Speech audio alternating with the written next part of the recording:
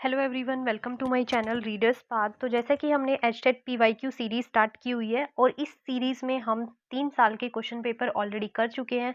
तो अभी मैंने जो स्टार्ट किया हुआ है वो 2020 का क्वेश्चन पेपर है, जिसमें हमने 10 क्वेश्चन कर लिए थे। तो चलिए अब हम आगे स्टार्ट करते हैं। क्वेश्चन है आपके सामने, diagnostic test for fundamental process in arithmetic was developed by. तो यहाँ पर ये देखो, आप डायरेक्ट हमें क्या बताना है, नाम बताना है इसके अंदर। तो इसका जो करेक्ट ऑप्शन हो जाएगा वो आपके पास में रहेगा option number 4, GT Buswell M Lenore John द्वारा। तो ये आपको ध्यान रखना है कि डायग्नोस्टिक टेस्ट जो है ना, फंडामेंटल प्रोसेस इन अर्थमेटिक, ये किसके द्वारा डेवलप किया गया था? जीटी बुसवेल एंड लेनोर जॉन द्वारा। चलिए नेक्स्ट क्वेश्चन पर चलते हैं। नेक्स्ट क्वेश्चन देखिए, अ statistical major which can not be determine graphically is. तो हमें ये बताना है कि इसमें से हम किसको ग्राफिकली डिटरमाइन नहीं कर सकते।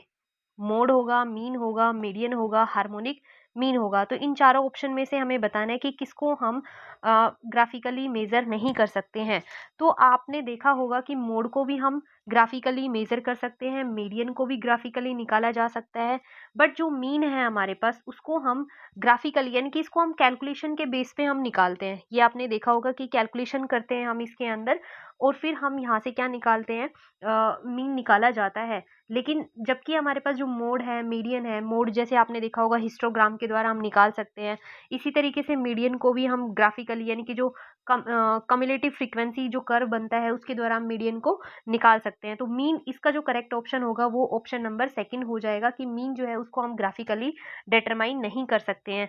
तो क्वेश्चन अगर आपको पता है, आपने पढ़ा है, तो डायरेक्ट आंसर कर सकते हो। चलिए नेक्स्ट क्वेश्चन पर चलते हैं।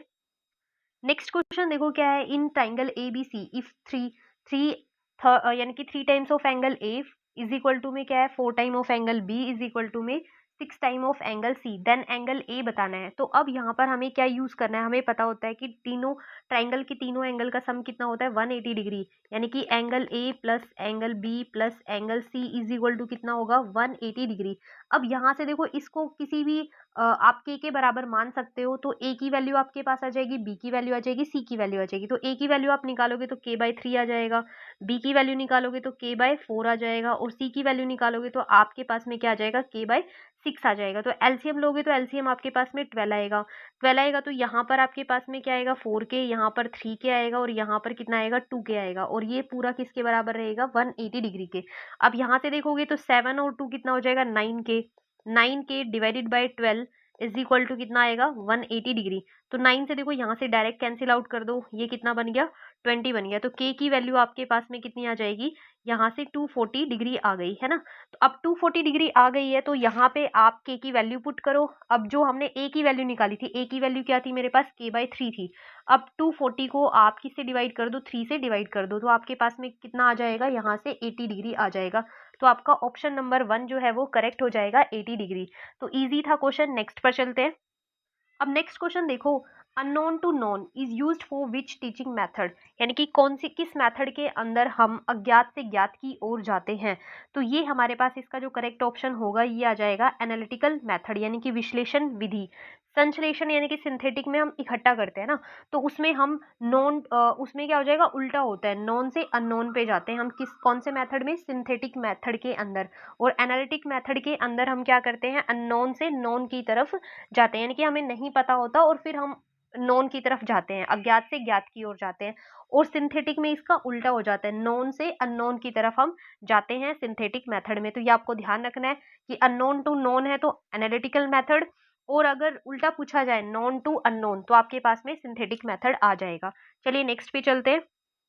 अब नेक्स्ट क्वेश्चन देखो क्या है, how many natural numbers are there between 23 to 100 which are exactly divisible by 6।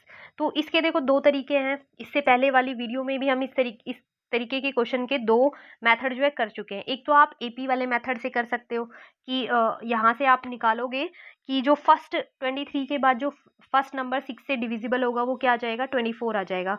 और लास्ट 100 तक, 100 से पहले पहले देखना है हमें कि जो 6 से डिविजिबल हो। बट हम ऐसा ना करके हम क्या करेंगे, पहले हम 1 to 100 के बीच में निकाल लेते हैं कि 6 से डिविजिबल कितने नंबर होंगे। तो इसको डिवाइड करो, देखो डिवाइड करेंगे तो हमारे पास क्या आएगा, 6, फिर 4 बचेगा, तो यहाँ पर कितना चला जाएगा, ये 6 पे जाएगा। यानी कि 1 से लेकर 100 तक जो नंबर होंगे जो कि 6 से डिविजिबल है वो 16 है, लेकिन हमें तो क्या करना है 23 से पहले-पहले देखना है, 23 के बीच-बीच में। तो अब क्या करो 23 से भी 6 को डिवाइड कर दो, तो यहाँ पर आप देखोगे तो ये कितना आ जाएगा हमारे पास 3 आएगा। यानी कि हमें 3 नंबर यहाँ पे क्या करना है माइनस करना है, तो यानी कि कितना आ जाएगा 13। तो आपका ऑप्शन नंबर 3 जो है वो करेक्ट हो जाएगा। 13 ऐसे नंबर होंगे जो कि 6 से डिविजिबल होंगे। समझ गए होगे? चलो नेक्स्ट पे चलते हैं। अब नेक्स्ट क्वेश्चन देखते हैं हमारे पास, the number of diagonals of a polygon having 12 sides.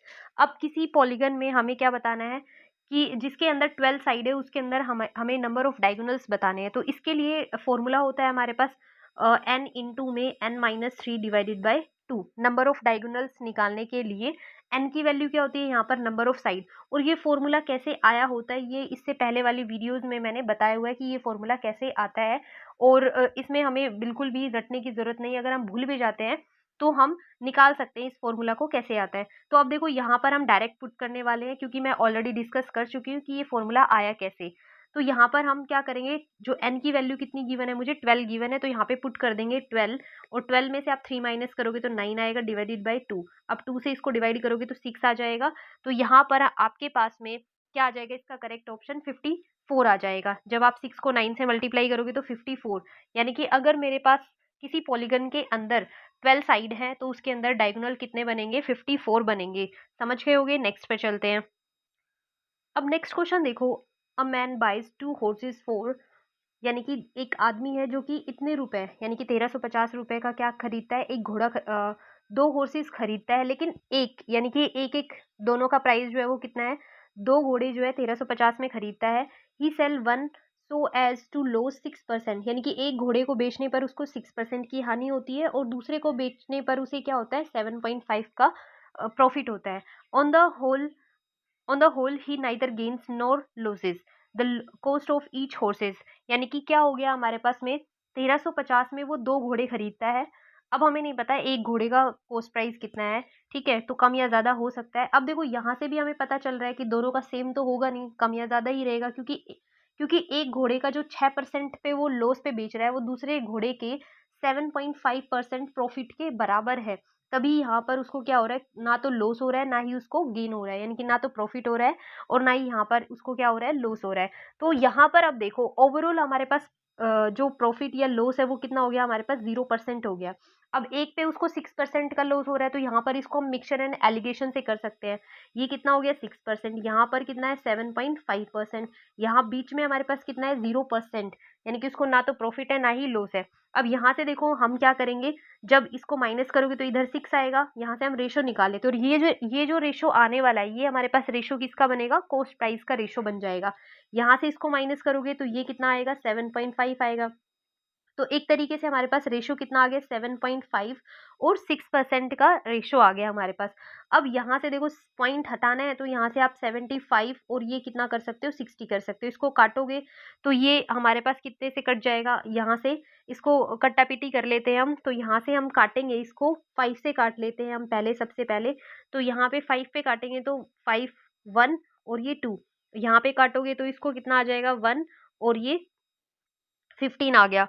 अब इसको क्या हम और काट सकते हैं, यस काट सकते हैं, 3 से और काट लो 5 और ये कितना आ गया 4, यानी कि ये रेशो आ गया मेरे पास 5:4। अब 5:4 आ गया। अब ये 5:4 आया यानी कि दो जो घोड़े हैं उनके कॉस्ट प्राइस का रेशो आ गया मेरे पास में, लेकिन इन दोनों का टोटल किसके बराबर है मेरे पास 1350 के बराबर। तो यानी कि 9 की वैल्यू मेरे पास कितनी है 1350 है। अब मैं यहाँ से 1 की वैल्यू निकाल लेती हूँ 1350/9, और मुझे किसकी वैल्यू निकालनी है, हर एक दोनों घोड़े की कॉस्ट प्राइस निकालना है। तो एक बार मैं 5 से मल्टीप्लाई कर दूंगी, एक बार 4 से मल्टीप्लाई, तो 5 से मल्टीप्लाई करेंगे, इसको काटेंगे देखो तो यहाँ से 15 आएगा, 15 और ये 0, तो यहाँ से अब देखो इसको मल्टीप्लाई करेंगे तो एक हमारे पास वैल्यू कितनी आ गई 750 रुपये, 750 रुपीज़ आ गई। अब 750 आ गई, एक बार आप इसको किससे मल्टीप्लाई करोगे 4 से मल्टीप्लाई करोगे तो एक हमारे पास प्राइस कितना आने वाला है 600। तो यानी कि मेरा कोस्ट आंसर क्या सही हो गया, फोर्थ ऑप्शन करेक्ट हो गया, 750 एंड 600 इसका करेक्ट ऑप्शन हो जाएगा। देखो यहाँ से 150 आ गया ना, तो 150 को आपने 4 से मल्टीप्लाई करना है, तो 15 की टेबल रीड कर लो 4 तक, तो क्या आ जाएगा आपके पास में 600 आ जाएगा। तो आई होप ये क्वेश्चन समझ गए होगे आप। तो चलो नेक्स्ट पर चलते हैं। अब नेक्स्ट क्वेश्चन में देखो क्या है, the decimal expansion of the number, ये हमें नंबर गिवन है और इसका मुझे डेसिमल एक्सपेंशन बताना है। विल टर्मिनेट आफ्टर, यानी कि कितने नंबर के बाद ये जो डेसिमल, मतलब यहाँ पर डेसिमल तो आएगा ही, ऑब्वियस सी बात है, और ये टर्मिनेट हो जाएगा, लेकिन कितने डेसिमल के बाद ये टर्मिनेट होगा। तो ये हम 10th क्लास में पढ़ते हैं ना, तो यहाँ पर इसके हम फैक्टर बना लेते हैं, यानी कि जब भी टर्मिनेटिंग और नॉन टर्मिनेटिंग हमें देखना होता है तो हम ना 2 और 5 के फैक्टर की फॉर्म में इसको ब्रेक करने की कोशिश करते हैं। तो इसको फैक्टराइज करते हैं हम, देखो फैक्टराइज करेंगे तो यहाँ से क्या आएगा, सीधा सीधा पहले 5 से कर लेते हैं हम डिवाइड, तो यहाँ पर कितना आ जाएगा, ये 250 आ गया, फिर 5 से करेंगे तो इसको 50 आ गया, अब 5 से फिर से करेंगे तो ये हमारे पास कितना आ जाएगा, ये हमारे पास आएगा 10 आ जाएगा, फिर से हमारे पास इसको डिवाइड करेंगे तो 2 आ गया, यानी कि एक तरीके से मैंने फैक्टराइज किया 2 की पावर 1 और 5 की पावर 4। अब कितने डेसिमल प्लेसेस आएंगे, तो डेसिमल प्लेसेस जो मैक्सिमम होंगे ना, वो क्या होगा, जो इनकी जो पावर है हमारे पास, ठीक है, यानी कि जो इनकी पावर होगी उसका जो मैक्सिमम होगा वही हमारे पास क्या होगा, उतने ही प्लेस तक क्या रहेगा, हमारा डेसिमल प्लेसेस जाएगा। जैसे यहाँ पर अगर आप 1 और 4 देखो, तो 1 और 4 में जो मैक्सिमम हमारे पास है पावर, वो कितना हो गया, 4। तो यानी कि इसका जो करेक्ट ऑप्शन हो जाएगा वो आपके पास में ऑप्शन नंबर 4 हो जाएगा। 4 डेसिमल प्लेसेस तक क्या हो जाएगा, ये टर्मिनेट हो जाएगा। तो ये चीज़ समझ गए होंगे। तो यहाँ पर हमें बस यही ध्यान रखना था कि जो यहाँ पर इनकी पावर मैक्सिमम होगी, उतने ही प्लेस जो भी मैक्सिमम होगा, उतने प्लेस तक ये क्या होगा, डेसिमल जो है एक्सपेंशन टर्मिनेट हो जाएगा। तो ये समझ गए होंगे। नेक्स्ट पर चलते हैं। अब नेक्स्ट क्वेश्चन देखो क्या है, if the area of one face of the cube is 1.5 times the perimeter of the same face, then the volume of the cube is. तो हमें पता है, देखो area of one face, cube के एक फेस, यानी कि क्यूब का जो एक फेस होता है वो एक स्क्वायर होता है, तो स्क्वायर का एरिया क्या होता है, ए स्क्वायर होता है।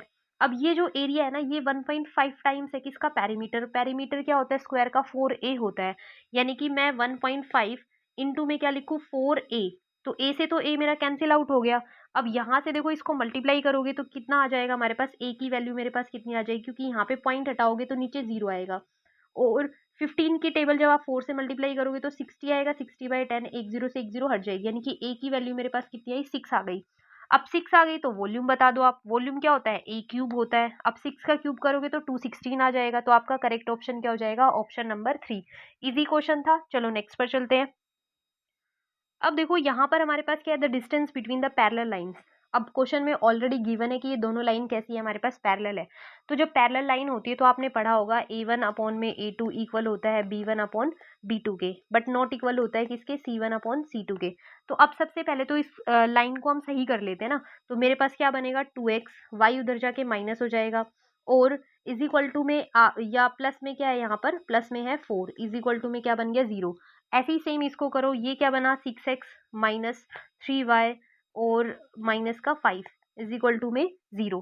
तो यहाँ से देखो अब हमारे पास क्या हो गया, ये a1 हो गया, ये a2 हो गया, ये b1 हो गया, ये b2 हो गया, और ये c1 और c2 हो गया। अब यहाँ से हम क्या करेंगे, अब जो कोफिशिएंट है ना, इसको हम 1 बना लेते हैं। तो मैं इसको 2 से डिवाइड कर लेती हूँ, इसको मैं 6 से डिवाइड कर देती हूँ। तो x माइनस y/2 प्लस में कितना बन गया, 2 इज इक्वल टू में 0। यहाँ से अब क्या आएगा मेरे पास, यहाँ से आने वाला है कितना, इसको जब आप 6 से डिवाइड करोगे तो x, यहाँ से x बन गया, माइनस में y/2 बन गया, और माइनस का कितना रह गया, 5/6 इज इक्वल टू 0। अब हमें पैरेलल लाइन के बीच की डिस्टेंस पता होना चाहिए। क्या होती है पैरेलल लाइन के बीच की डिस्टेंस, जो होती है ना, डायरेक्ट क्या रहता है हमारे पास, c1 माइनस c2, और डिवाइडेड बाय क्या रहता है, under root of coefficient of, यानी कि जो क्योंकि इन दोनों के कोफिशिएंट जो रहेंगे वो हमारे पास रेशियो सेम ही रहने, क्योंकि दोनों पैरेलल लाइन है ना, पैरेलल लाइन है तो ये सेम ही रहने वाला है। तो यहाँ से क्या आ जाएगा, a square plus B square. A square B square क्या होते हैं, यहाँ पर x और y के कोफिशिएंट होते हैं, तो इसलिए हमने यहाँ पर कोफिशिएंट को क्या कर लिया, बराबर बना लिया। तो बराबर बनाने पे ये हमारे पास कोफिशिएंट क्या हो गए, देखो बराबर हो गए दोनों के ना, दोनों के बराबर हो गए। तो अब यहाँ से, क्योंकि बाकी अगर लाइन में आप निकालते हो दोनों में कोफिशिएंट क्या हो सकता है, अलग अलग हो सकते हैं, लेकिन पैरेलल लाइन में ये कोफिशिएंट क्या रहते हैं, सेम रहते हैं। तो हमने सेम कोफिशिएंट बनाने के लिए इनको क्या कर दिया, डिवाइड कर दिया। अब देखो यहाँ से c1 और c2 क्या है, एक c1 2 हो गया, और एक मेरे पास c2 क्या हो गया, 5/6 हो गया। तो अब इनको माइनस करोगे आप तो क्या आ जाएगा आपके पास में। अब देखो यहाँ पर हम क्या कर देंगे, वैल्यू इसमें पुट कर देंगे, c1 और c2 की वैल्यू पुट कर दो। c1 कितना मेरा 2, c2 क्या, देखो माइनस में, तो माइनस माइनस क्या हो जाएगा, प्लस हो जाएगा, 5/6। अब यहाँ पर हम मोड लगाते हैं, क्योंकि जो डिस्टेंस रहेगी वो हमेशा हम पॉजिटिव लेके चलते हैं। तो यहाँ पे नीचे क्या आ जाएगा, under root of a square plus B square. अब a कितना है मेरे पास, 1 के बराबर है, तो 1 का स्क्वायर 1 प्लस b कितना है 1/2, 1/2 का स्क्वायर करोगे तो 1/4 हो जाएगा। अब ऊपर देखो, ऊपर क्या बन गया, यहाँ से एलसीएम लेंगे, 12 12 और 5 कितना हो जाएगा 17/6। अब नीचे कितना बनने वाला है, नीचे बनेगा स्क्वायर रूट के अंदर 4 और प्लस 1 कितना हो जाएगा 5, तो √5, और जो 4 है वो तो स्क्वायर रूट से बाहर आ जाएगा 2, तो 2 मैंने ऊपर लिख दिया। ये इसको कैंसिल आउट कर दो, 2 और ये 3, तो यहाँ से मेरे पास आया 17/3 √5। तो हम देखते क्या कोई ऐसा ऑप्शन मैच कर रहा है, नहीं कर रहा। तो हम क्या करेंगे, इसका मतलब √5 से इसने रेशनलाइजेशन कर रखा है, तो हम भी रेशनलाइजेशन कर देते हैं। तो मेरे पास क्या बन जाएगा 17 √5, और नीचे कितना आ जाएगा, ये √5 5 बन जाएगा, और 3 की मल्टीप्लाई करोगे तो 15। तो ऑप्शन नंबर सेकंड आपका करेक्ट ऑप्शन हो जाएगा। तो आई होप आज के ये 10 क्वेश्चन आपको